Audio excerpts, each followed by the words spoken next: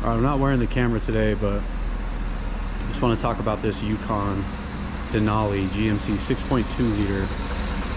Customer says that she drives for a while and then it just shuts off. Like the key shuts off, like the power is gone, and she tries to crank, or she tries to restart it and it just crank, no start. But then after a while it'll start up and drive.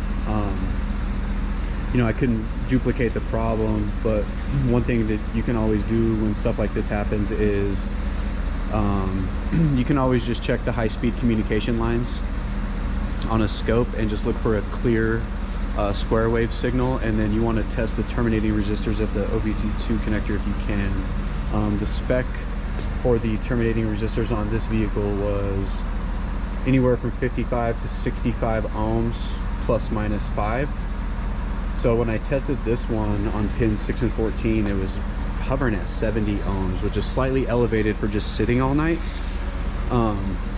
You know, that could tie in over a while if it's got high resistance already, and then heat and vibration, you know, will rub a loom through the frame, or like heat and vibration on an older car, or like if a module is corroded somewhere. As the heat increases and the vibration and the resistance increases, it'll cut the fuel injectors and just turn the car off. It basically just loses communication.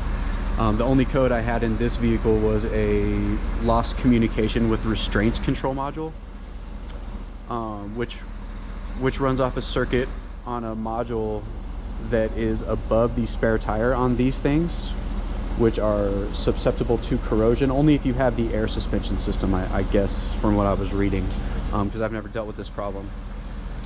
I wasn't able to duplicate the problem, and then she left and it got towed back into me yesterday for the same thing. She says it's happening more often.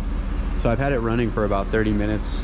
I've had it in the air, shaking the loom, looking for places that it's rubbed on the frame, and I found a couple places, but it didn't rub through.